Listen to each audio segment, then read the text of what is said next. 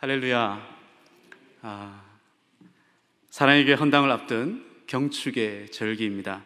오늘 수요 기도회에 나오신 모든 성도들을 축복합니다.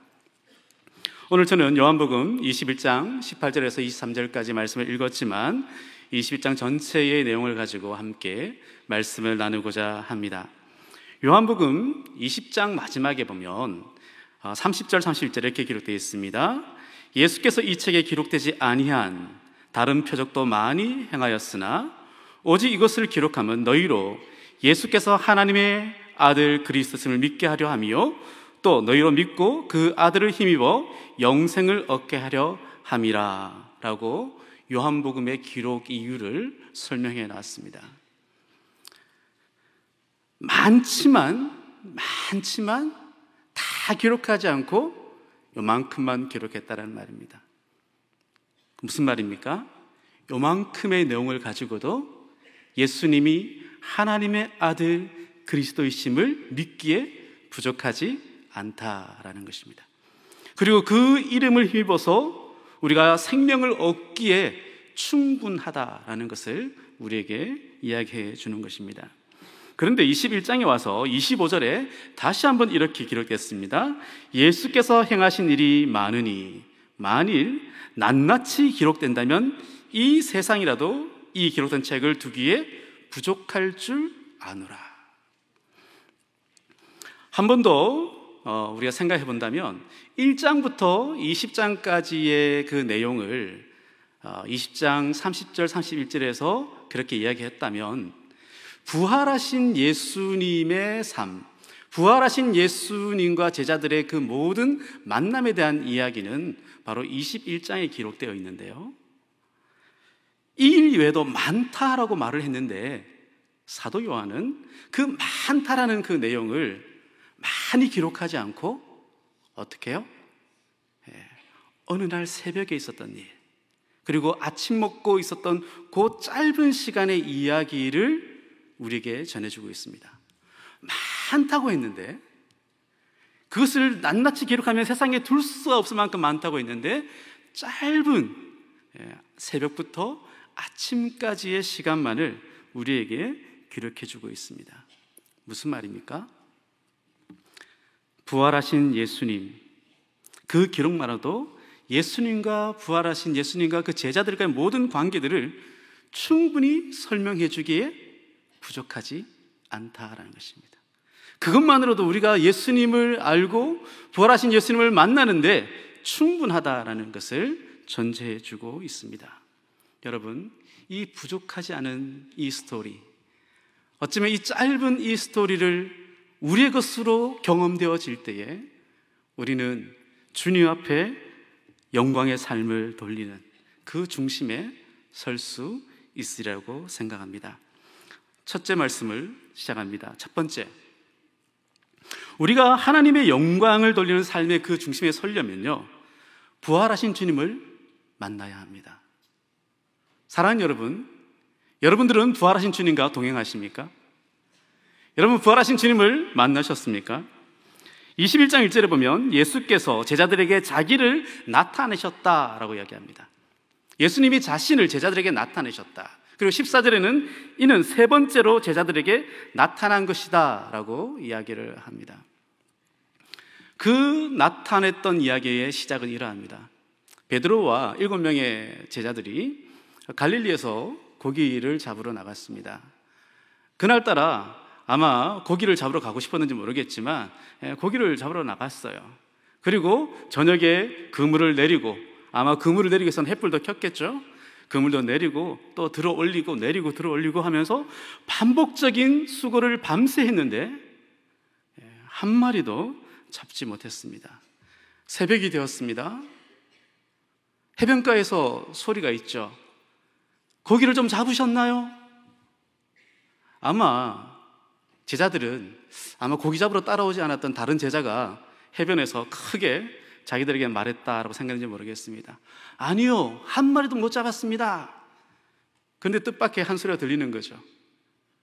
그물을 오른편에다 내려보세요. 그들이 그 말에 이끌려서 그물을 오른편 내렸는데 그 그물이 들려지지 않을 만큼 고기가 가득 잡혔다는 것입니다. 여러분, 이 이야기가 너무나 재미나지 않습니까? 이 이야기가 처음 있는 사건이 아니라는 거예요. 센스 있는 제자는 바로 주시다 알아보는 것입니다. 예수님이 처음 제자들을 만났던 날, 예수님께서 처음 제자들을 부르신 그날에도 그들은 밤새 고기를 잡았습니다. 그런데 한 마리도 잡지 못했을 때에 주님께서 깊은 곳에서 그물을 내리자라고 하셨습니다. 그리고 고기가 가득 잡혔을 때에 그들은 스스로 자신이 죄인인 것을 깨닫게 되었고, 이분은 우리와 다른 분이라는 사실을 알게 되었습니다. 주님이 말씀하십니다. 나를 따라오너라. 내가 너희를 사람 낚는 어부가 되게 하겠다. 예수님께서 왜 이날 똑같은 사건을 연출하셨을까요? 아니, 요한은 그 많은 사건들 가운데 왜 하필이면 그 많은 사건 가운데 부활하신 주님이 마치 그 배를 가지고 고기 잡으러 간 그날의 사건을 요한은 알려주고 있을까요? 그것은 19절에 예수님이 이렇게 말씀하셨습니다. 나를 따르라. 예수님이 처음 제자들을 부를 때도 나를 따라오너라. 내가 너희를 사람 낚는 어부 되게 하겠다고 말씀하셨는데, 이 두 번째, 이 부활하신 주님도 동일한 사건과 동일한 사명을 가지고 나를 따라오너라 이렇게 말씀하시는 것입니다. 사랑하는 여러분, 부활하신 주님은 변함없이 제자들을 찾아오십니다. 변함없이 찾아오신 그 주님은 제자들에게 그들이 가야 할 길이 무엇인지를 알게 해주십니다. 나를 따르라. 부활의 주님이 매일 우리 곁에 오셔서 자신을 드러내시고 우리가 어느 길을 가야 될지 말씀하십니다. 저는 사랑의 교회에도 주님이 찾아오신다면 그 말씀을 하시라 생각합니다. 사랑의 교회야, 나를 따르라. 이번 주가 40주년, 어떻게 보면 두 번째 헌당하는 날입니다. 첫 개척 때에도 주님은 사랑에게 주신 사명이 있을 것입니다. 나를 따라오너라. 내가 너를 사람 낚는 어부 되게 하겠다. 사람을 구원하는 교회가 되게 하겠다. 어쩌면 지금은 더 큰 영향력을 갖게 된 때입니다. 두 번째 헌당을 하게 되는 이 영광스럽고 즐거운 날에 주님이 우리에게 찾아오셔서 말씀하신다면 뭐라고 말씀하시겠습니까? 나를 따라 오너라. 내가 너로 사람을 낚게 하겠다. 이 부활의 주님을 우리가 만나고 확인할 수 있기를 축복합니다. 두 번째, 하나님께 영광에서 돌리는 삶의 그 중심에 서기 위해서는요, 우리가 주님의 사랑을 받은 자만이 그것이 가능합니다. 한번 같이 읽어볼까요? 주님의 사랑을 받은 자가 영광을 돌리는 삶의 중심에 설 수 있습니다. 18절 말씀을 한번 띄워주시죠. 한번 같이 읽어볼게요. 시작.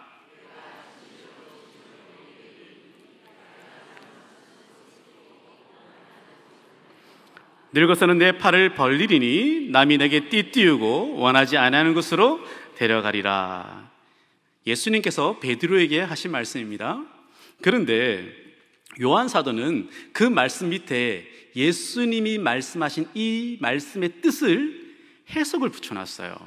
뭐라고 붙여놨냐면, 이 말씀을 하심은 베드로가 어떠한 죽음으로 하나님께 영광 돌릴 것을 가리키심이러라.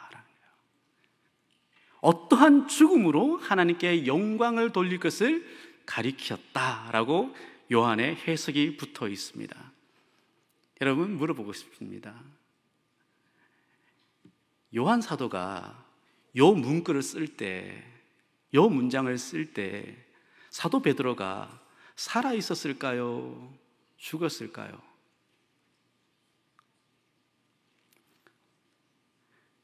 요한 사도가 이 요한복음을 기록할 때 빠르게는 AD 70년 정도로 보고 있고요, 또 늦게는 좀 더 후대까지 이렇게 보고 있습니다. 근데 요한 사도가 에베소 교회에서 사역할 때에 이 요한복음을 기록했다라고 성경학자들은 많이들 이야기합니다.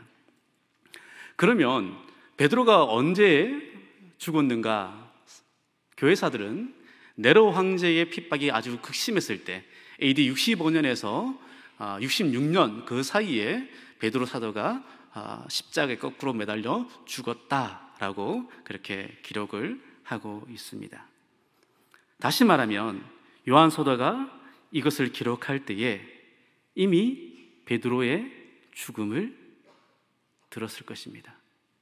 그리고 그 소식을, 그것은 하나님께 영광을 돌리는 죽음이었다라는 해석을 붙이고 있는 것입니다. 베드로 사도가 주님을 따라 죽음으로 하나님께 영광을 돌린 것, 베드로 사도가 어린 양을 먹이고 어린 양을 치고 그리고 마지막에는 그 팔을 벌려서 자기가 원치 아니하는 그 삶의 자리로까지 나아갔던 것입니다. 그런데 그것은 바로 하나님께 영광을 돌리는 길이었던 것이죠.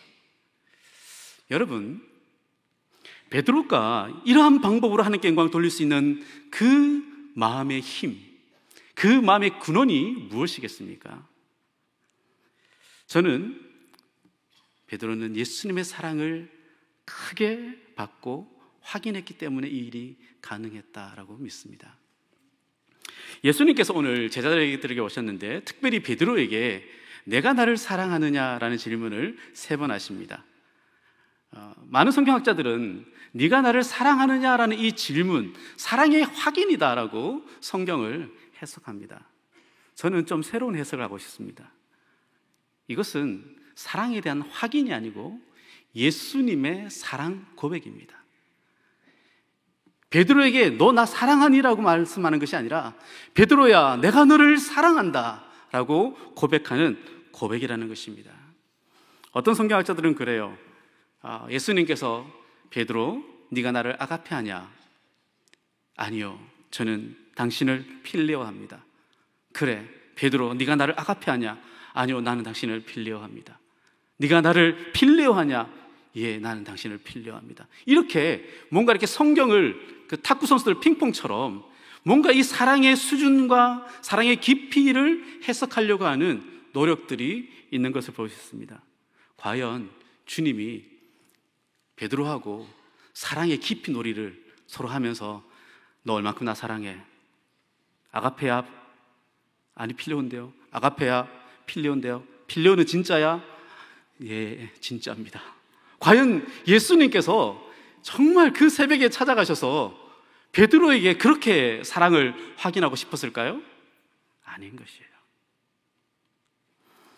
요한 사도도 이 본문을 우리에게 전해줄 때에 예수님께서 베드로를 찾아가서 사랑하는지 안 하는지 추궁하기 위해서 찾아간 것이 결코 아니라고 기록하고 있는 것입니다.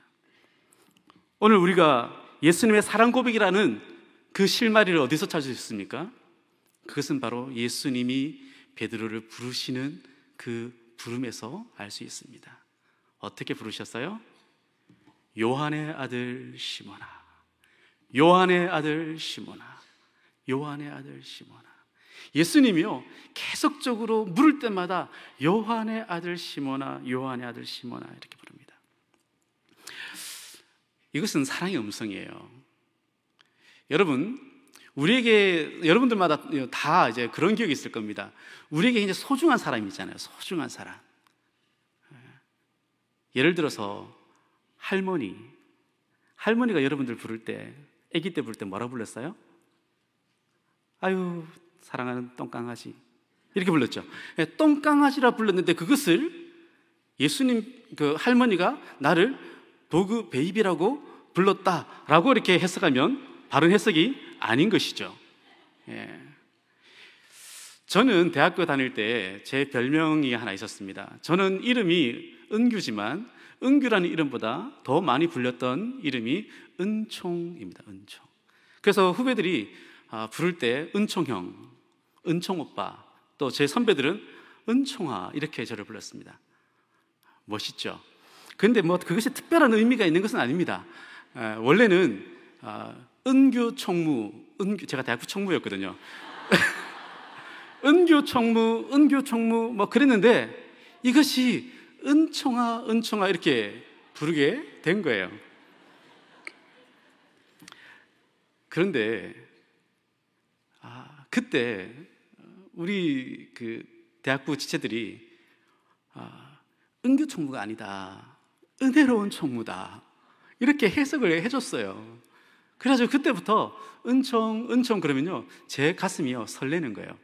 마치 주님께서 저를 은총아 이렇게 불러주시는 것 같은 느낌이 있었어요. 그래서요 지금도 사랑의 교회에 저 대학부 후배들이 몇 명 있거든요. 그래서 그 지체들이 은총 그러면 제 마음이요 대학부 때로 순식간에 확 돌아가요. 그래서 그 친구를 보면서 지금 안수 집사인데 그 친구를 보면서 그때 보던 얼굴로 바뀌는 제 마음을 볼 수 있습니다. 오늘 예수님께서 요한의 아들 시몬아 이렇게 부르셨어요. 여러분, 예수님께서 언제 베드로에게 요한의 아들 시몬아 이렇게 불렀던가요? 언제죠? 가이사랴 빌립보에서 사람들이 나를 누구라 하더냐라고 했을 때 선지자 중에 한 사람입니다, 뭐 이렇습니다 저렇습니다 막 이야기할 때 예수님이 물으셨죠. 그러면 너희는 나를 누구라 하느냐? 그때 베드로가 주는 그리스도시요 살아계신 하나님의 아들이십니다 라고 고백했을 때 예수님이 바요나 시몬아 복이 있도다, 이것을 알게 하신 이는 내 혈육이 아니고 하늘에 계신 내 아버지다, 이것은 네 머리로 하는 것이 아니고 하나님께서 너에게 알게 해주셨다. 이야 너는 베드로구나. 내가 네 반석 위에 내 교회를 세울 것이다. 내가 음부의 권세가 너에게 미치지 못할 것이다. 내가 천국의 열쇠를 너에게 주겠다. 네가 땅에서 매면 하늘에서도 매일 것이고 땅에서 풀면 하늘에서도 풀릴 것이다. 여러분, 성경에요 바요나 시몬 한 번만 읽겠지만요 제가 예수님이면 바요나 시몬아 복이 있다, 바요나 시몬아 이걸 너를 알게 하신 것은 하나님이야, 바요나 시몬아 너는 베드로야, 이 반석 위에 내 교회를 세울 거야, 바요나 시몬아 너는 정말 복이 있어, 내 교회를 너희에 세우는데 음부의 권세가 미치지 못할 거야. 바요나 시몬아 너 복이 있다. 네가 풀면 하늘에서 풀릴 것이고 네가 매면 하늘에서 매일 것이다. 저는 아마 그렇게 말했을 거예요. 제가 너무 오버했나요? 예수님께서 바요나 시몬아, 요한의 아들 시몬아 이렇게 부를 때요 이것은 내가 나를 사랑하느냐라는 그 질문보다 먼저 내가 사랑하는 시몬아 이 뜻이 담겨 있는 것입니다. 제 해석이 조금 비약이 있지만 제가 기도해 보니 요한 사도께서 맞다고 말씀해 주셨어요. 요한의 아들 시몬아, 요한의 아들 시몬아, 내가 칭찬하고 내가 기뻐하고 내가 사랑하는 시몬아. 아마 그 요한의 아들 시몬아라는 그 소리가요 아마 그 새벽에 갈릴리 바다 전체에 가득 차 있는 물안개보다도 더 강력한 소리로 아마 베드로의 가슴에 들렸을 것입니다.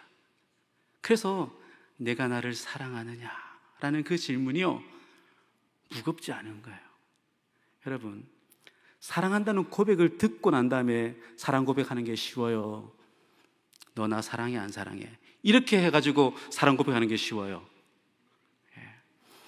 사랑 고백을 먼저 듣고 하는 게 쉬워요. 그래서 주님께서 먼저 요한의 아들 시몬아 이렇게 사랑하면서 내가 사랑하는 시몬아, 내가 칭찬하고 싶은 시몬아, 내가 너무너무 아끼고 내 전부를 줘도 아깝지 않은 시몬아, 네가 나를 사랑하니 이렇게 물으시는 거죠.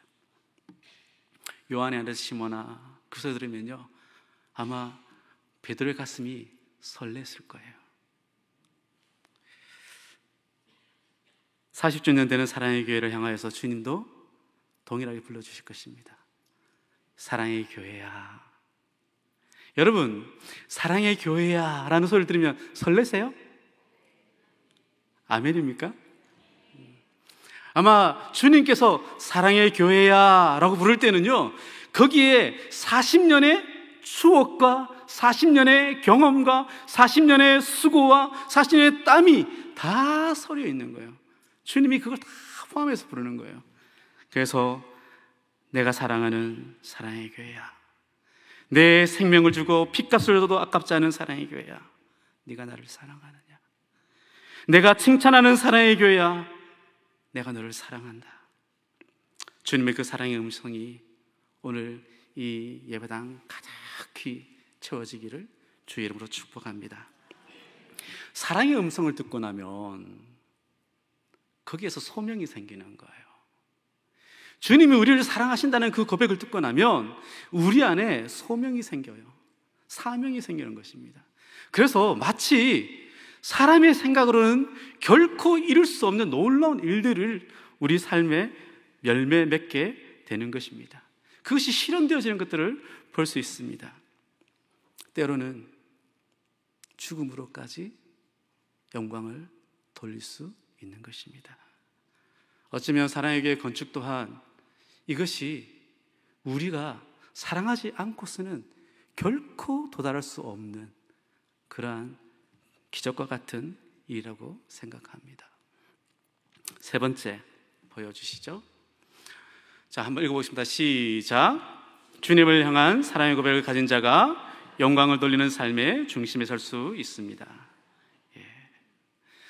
예, 주님, 내가 주님을 사랑합니다. 베드로가 고백합니다. 예, 주님, 내가 주님을 사랑합니다. 주님께서 사랑 고백하는 베드로에게 뭐라 그러셨어요? 나를 따라오너라. 나를 따라오너라. 근데 이 나를 따라오라는 것에 뭐라고 말씀하시냐면, 내가 젊어서는 스스로 띠뛰고 원하는 곳으로 다녔거니와 늙어서는 내 팔을 벌리리니 남이 내게 띠뛰고 원하지 않은 곳으로 데려가리라 말합니다. 여러분, 그 당시 때 옷은 이 머리부터 발끝까지 쭉 이어지는 원피스죠. 원피스. 남자들도 원피스, 여자들도 원피스. 그냥 통으로 짠 거예요. 머리만 끼우면 몸까지 쭉 내려가는 겁니다. 그러니까 이게 추우면 어떻게 옷을 길게 입어야 되고, 더우면 걷어 입어야 되고. 아마 베드로가 그날 고기 잡으러 가야겠다라고 생각했기 때문에 옷을 어떻게 입었을까요? 치마를 걷어 올리듯이 이렇게 올려가지고 다리가 이렇게 많이 드러나도록 그렇게 하고 띠를 탁 묶는 겁니다. 그러면 다리가 자유로워지잖아요. 물속에 좀 들어가도 괜찮잖아요. 그죠? 그리고 베드로가 오늘 예배하러 가야겠다? 그러면 어떻게 하겠어요? 띠를 다시 풀어야죠. 풀고 길게 내리고 옷을 딱 메모시해서 다시 띠를 딱 띄우는 겁니다. 여러분, 허리띠를 메었다 풀었다 하라는 것은 뭐냐면 자신의 의지의 표현이에요. 내가 허리띠를 내가 원하는 때, 내가 원하는 장소, 내가 원하는 일을 할 때에 내 마음대로 묶고 풀고 싫으면 풀어버리는 것이죠. 그런데요, 주님을 사랑하기 때문에, 주님의 음성을 들었기 때문에 주님 위해서, 교회 위해서, 어린 양을 위해서 기꺼이 묶고 푸는 권리를 포기하는 것입니다. 여러분, 팔을 벌렸어요. 내 손이 어디 있어요? 여기 있어요. 묶을 수 있어요, 없어요? 못 묶는 거예요. 누가 묶어줘야 돼요? 다른 사람이 묶어줘야 돼요. 우리가 팔을 벌렸다는 것은 행동의 주체와 주도권을 타인에게 넘겼다는 뜻입니다. 오늘 베드로는 주님이 이끄시는 대로 자신의 삶을 온전하게 드리는 거예요. 양떼를 위해서 권리를 포기하는 것입니다. 성령님께 자신의 권리를 양도하는 것입니다. 주님을 사랑하는 자는요, 다 주님을 따라가게 되어 있습니다. 그런데 주님을 사랑하는 사람은요, 팔을 벌려야 돼요. 권리 포기할 수 있어야 돼요. 여러분, 우리 권리 포기의 크기는요, 우리가 주님을 사랑하는 크기에 비례합니다. 주님을 많이 사랑하면 많은 권리를 포기합니다. 우리가 주님에 대한 사랑이 작으면 왠지 권리 포기하고 싶은 마음이 부족한 거예요. 제가 사랑의 전도단 사역을 하고 있습니다. 사랑의 전도단에 김모 권사님이 계시는데요, 이분이 2013년도에 난소암을 앓게 되었어요. 그리고 이분이 치료하고 또 전도단에 와서 전도를 시작하셨어요. 열심히 복음도 전하고 늘 기도 제목에 보면 재발되지 않기를 기도하고 그렇게 했었습니다. 그리고 5년이 지나서 완치되었다는 소식과 함께 정말 전도단에서 열심히 전도를 했습니다. 병원 전도 가서 열심히 하고요, 정말 기쁘게 살았어요. 그래서 제가 그분 얼굴 보면 늘 기쁨이 넘치고 감사가 넘쳤어요. 근데 지난 연말에 이분이 대장암으로 전이되어서 암이 재발했다라는 소식을 듣게 된 것입니다. 이 권사님 표현은요, 너무 무섭더래요. 그리고 이번만큼은 꼭 살고 싶더래요. 죽는 게 두렵고 꼭 살고 싶은 마음이 마음속에서 막 일어나는데, 그래서 병원에 가보니까 주변에 누가 보여요? 자기 말고도 많은 죽음에 떠는 암 환자들이 보이기 시작한 것입니다. 자기 안에 있는 두려움도 있었지만 그들 안에 있는 두려움들을 보고 불쌍히 여기기 시작했어요. 하나님, 저 영혼 구원해야 되는데요.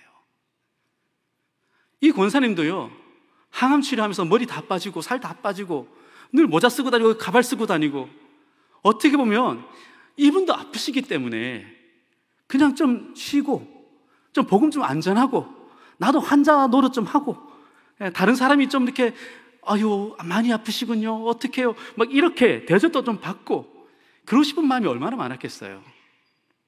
그런데요, 이분이 그 항암 치료하는 기간 동안 계속 병원 전도를 나가세요. 그리고 매주 20명 정도의 사람들에게 복음을 전하고 10여 명의 사람들이 예수님을 영접하는 놀라운 열매를 맺으신 것입니다. 이분이 바로 주님을 사랑하기 때문에 자신의 권리를 포기한 것이죠. 쉴 수 있는 권리를 포기하고 자기도 편할 수 있는 그 권리를 포기하고 팔을 벌린 것입니다. 하나님이 그를 사용하셨어요. 지난주에 완치 판정받고 떡 돌리셨어요.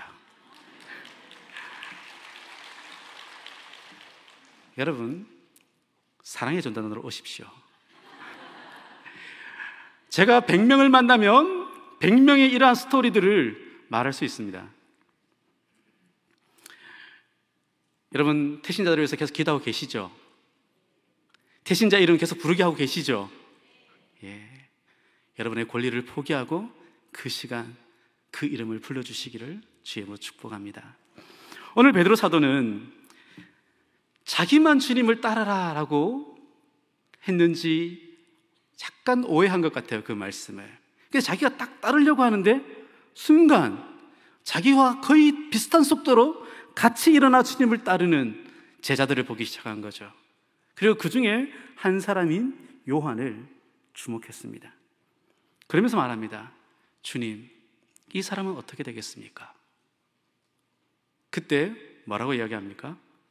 주님이, 야, 내가 올 때까지 그를 머물게 할지라도 내게 무슨 상관이냐? 너는 나를 따르라. 그래서 이 말 때문에 요한은 주님이 오시는 날까지 죽지 않겠다라는 소문이 교회에 퍼지기 시작했습니다. 그리고 모든 아시아나 유럽이나 여러 지역에 있는 모든 교회들에게 이 요한의 소문이 퍼졌습니다. 그런데 오늘 요한은 그 오해를 종식시키는 문장을 거기에 넣어놨습니다. 주님이 내가 죽지 않겠다고 하신 것이 아니라 내가 올 때까지 그를 머물게 하고자 할지라도 내게 무슨 상관이냐. 여러분, 주님을 사랑하는 사람은요, 각자 주님을 따라갑니다. 그리고 주변 사람들이 어떻게 하든 상관하지 않습니다. 내 사랑을 가지고 주님을 따라가는 것입니다. 그런데 왜 요한은 굳이 풀지 않아도 되는 이 오해를 그의 요한복음 마지막 편에 그 오해를 풀기 위해서 마지막 문장을 적었을까요? 저는 이 요한의 마음을 마지막으로 헤아리고 말씀을 마칠까 합니다. 제가 헤아리 본 요한의 마음을 읽어 드리겠습니다. 주 안에 있는 형제 여러분, 베드로 사도는 팔을 벌려 이미 죽음으로 하나님께 영광을 돌렸습니다. 나의 형 야고보도 안드레 형도 이미 죽음으로 하나님께 영광을 돌린 지 10수년이 흘렀습니다. 저도 그날 이후로 줄곧 주님을 사랑받고 주님을 사랑하여 주님을 지금까지 따라왔습니다. 그리고 줄곧 나의 팔을 벌려 그분이 이끄시는 대로 지금까지 살아왔습니다. 주님이 저에게 죽지 않겠다고 하신 것이 아닙니다. 어쩌면 나 또한 어떠한 죽음으로 하나님께 영광을 돌릴 준비가 되어 있습니다. 저는 지금까지 교회 사랑하며 어린 양 먹이고 돌보며 살아왔습니다.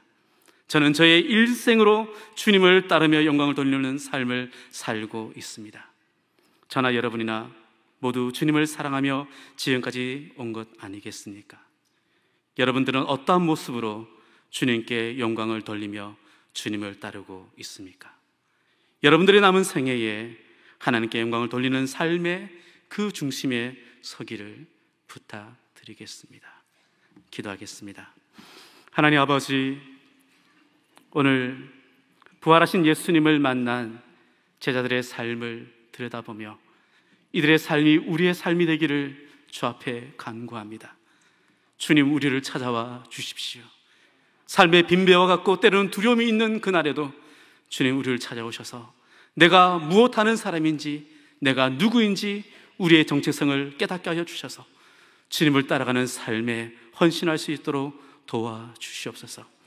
우리의 삶에 주님께서 은교야 사랑한다, 사랑의 교회야 사랑한다, 주님이 우리를 향하여 사랑하는 그 사랑의 고백을 날마다 우리가 들을 수 있도록 도와주시고, 예 주님, 저도 주님을 사랑합니다, 주님 따라갑니다, 주님께 영광 돌리는 삶을 살겠습니다 고백하며 나가는 주의 거룩한 제자들 되게 하여 주옵소서.